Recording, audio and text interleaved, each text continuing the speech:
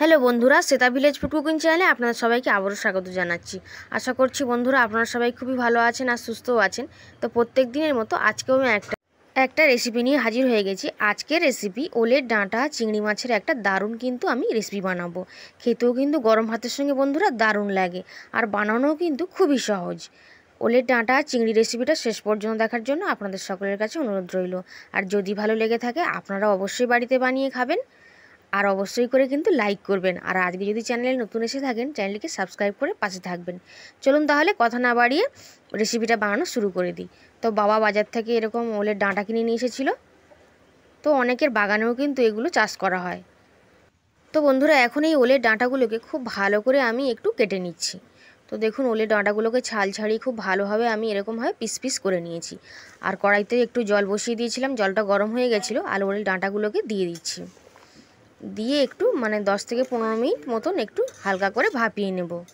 এখন ঢাকনা দিয়ে দিচ্ছি। 10 মিনিট মতন এরকমভাবে ফুটিয়ে নিয়েছিলাম। দেখুন এখন সেদ্ধ হয়ে গেছে, এর থেকে বেশি কিন্তু আর সেদ্ধ করব না। এখন কড়াই থেকে এটা নামিয়ে নেব। আপনারা যদি ওলের ডাঁটাটা ভাজা করেন তাহলে আরেকটু বেশি সেদ্ধ করে নিতে পারেন। এখন জলটা ঝারিয়ে নিচ্ছি কড়াই থেকে নামিয়ে। আর কড়াইটা পরিষ্কার করে বসিয়ে দিয়েছি, আর সর্ষের তেল দিয়ে দিয়েছি। সর্ষের তেলেই কিন্তু রান্নাটা করতে হবে। একটা বড় সাইজের কুচনো পেঁয়াজ কেটে দিয়েছি, আর কয়েকটা লঙ্কাকে দিয়ে দিয়েছি। পেঁয়াজ আর কাঁচা লঙ্কাকে একটু লাল করে কিন্তু ভেজে নেব। এখন দেখুন পেঁয়াজটা অনেকটাই ভাজা ভাজা হয়ে গেছিলো। এই সময় আমি দুটো মিডিয়াম সাইজের আলুকে সরু সরু করে কেটে রেখেছিলাম, আর খুব ভালো করে ধুয়ে নিয়েছি। তো সেই আলুটাকে কিন্তু দিয়ে দিচ্ছি। আপনারা কিন্তু রেসিপিটা আলু ছাড়াও বানাতে পারেন, তবে আমি একটু আজকে আলু দিয়েই বানাবো। এরকমভাবে বানিয়ে খেয়ে দেখবেন, আশা করি আপনাদের কিন্তু ভীষণ ভালো লাগবে। এখন আলুটাকে দিয়ে খুব ভালো করে এইভাবে কড়ার উপরে নাড়াচাড়া করতে হবে। আর গ্যাসের ফ্লেমটা বা উনানের জালটা কিন্তু হালকাই রাখতে হবে। আর দেখুন জলটা ঝাড়াতে দিয়ে দিয়েছি, এরকম একটা ফুটো গামলার মধ্যে রেখে দিয়েছি। ততক্ষণ এখানে জলটা ঝরে যাবে। এইদিকে দেখুন আলুটাও কিন্তু 5 মিনিটের মতন ভাজা হয়ে গেছিলো। এইভাবে ভাজতে ভাজতে আলুটা কিন্তু সেদ্ধ হয়ে যাবে। আর যেগুলো একটু মোটা রকমের পিস আছে সেগুলোকে একটু মাঝখানের মতন দিয়ে দিচ্ছি। এইভাবে আলুগুলোকে একটু ভেজে নেব। আলুগুলো ভাজা হয়ে গেছিলো। এখন দিয়ে দিচ্ছি স্বাদ মতন লবণ, হাফ চামচ লবণ দিলাম। ছোটো চামচের হাফ চামচ করে সব কিছু দিচ্ছি। হলুদ গুঁড়ো এবং লঙ্কার গুঁড়ো দিয়ে দিলাম। ঝালটা আপনারা কিন্তু বুঝে দেবেন, তবে ঝালটা একটু বেশি দিলেই কিন্তু ভালো লাগবে। আর আমি চিংড়ি মাছগুলোকে আগে থেকে ভেজে রেখেছিলাম, তো সেই চিংড়ি মাছগুলোকে দিয়ে দিলাম। সেই জন্য চিংড়ি মাছগুলোকে আগে থেকে ভাজা ছিল, ওই জন্য আপনাদেরকে দেখাতে পারিনি। এখন চিংড়ি মাছ আর আলুটাকে দিয়ে এইভাবে একটু কষিয়ে নিচ্ছি। আর এখন আগে থেকে যে ওলের ডাঁটাটা জল ঝারিয়ে রেখেছিলাম সেদ্ধ করে, সেটাকে কিন্তু দিয়ে দিলাম।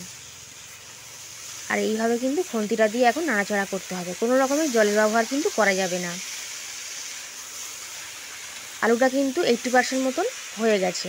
এখন কিন্তু এইভাবে নাড়াচাড়া করতে হবে আর ঢাকা দিতে হবে, তাহলে কিন্তু খুব সুন্দরভাবে আলুটা সেদ্ধ হয়ে যাবে।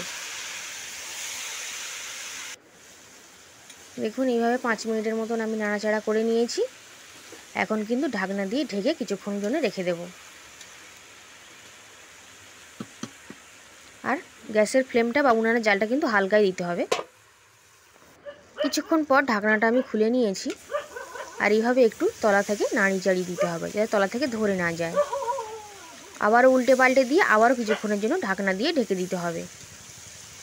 এইভাবে কিন্তু বন্ধুরা যদি রান্নাটা করেন তাহলে কিন্তু খেতে ভীষণ ভালো লাগবে। গরম ভাতের সঙ্গে আর কিছু প্রয়োজনই পড়বে না। আবারও আমি কিছুক্ষণের জন্য ঢাকনা দিয়ে ঢেকে রেখে দিচ্ছি। এইভাবে 2 থেকে 3 বার ঢাকনা দিয়ে কিন্তু ঢেকে রেখে দিতে হবে। আর কিছুক্ষণ পর পর খুলে এইভাবে উল্টে পাল্টে নাড়াচাড়া করে নিতে হবে। এখন দেখুন খুব সুন্দরভাবে কিন্তু রেডি হয়ে গেছে। একটা আলু একটু দেখে নেব, একটু মোটা সাইজের আলুটাকে দেখে নিতে হবে। খুব সুন্দরভাবে আলুটাও কিন্তু সেদ্ধ হয়ে গেছিলো। এই সময় ঝালটা আমি একটু দেখে নিয়েছি, নুনটা সবই ঠিক আছে। এখন একটু মিষ্টি দিয়ে দেবো। একটু মিষ্টি কিন্তু দিতে হয়, তাহলে কিন্তু খেতে ভীষণ ভালো লাগবে। চিনিটা দিয়ে একটু নাড়াচাড়া করে চিনিটা গলে যাওয়া পর্যন্ত অপেক্ষা করব। একটু উল্টে পাল্টে নাড়াচাড়া করেই কিন্তু নামিয়ে নেব। এখন কিন্তু ওলের ডাঁটা চিংড়ি রেসিপিটা আমার একেবারে রেডি। এখন একটা পাত্রে নামিয়ে নিচ্ছি। তো একটা থালাতে আমি নামিয়ে নিয়েছি। কত সুন্দর দেখতেও লাগছে দেখুন, গরম ভাতের সঙ্গে খেতে কিন্তু ভীষণ ভালো লাগে। আপনারা বাড়িতে বানিয়ে না থাকলে এখন তো এই ওলের ডাঁটা বাজারে খুবই পাওয়া যাচ্ছে, আপনারা কিন্তু যে কোনো দিন বানিয়ে নিতে পারেন। খুবই অল্প সময়ের মধ্যে বানানো হয়ে যায় আর খেতেও কিন্তু ভীষণ ভালো লাগে। ওলের ডাঁটা চিংড়ি রেসিপিটা কেমন লাগলো কমেন্ট করে অবশ্যই জানাবেন। ভালো লাগলে আপনারা অবশ্যই বাড়িতে বানিয়ে খাবেন। আর লাইক করবেন, শেয়ার করবেন আর সাবস্ক্রাইব করে পাশে থাকবেন। আজ তাহলে এই পর্যন্তই, আবার হাজির হয়ে যাব অন্য কোনো রেসিপিতে। আজ তাহলে আসলাম।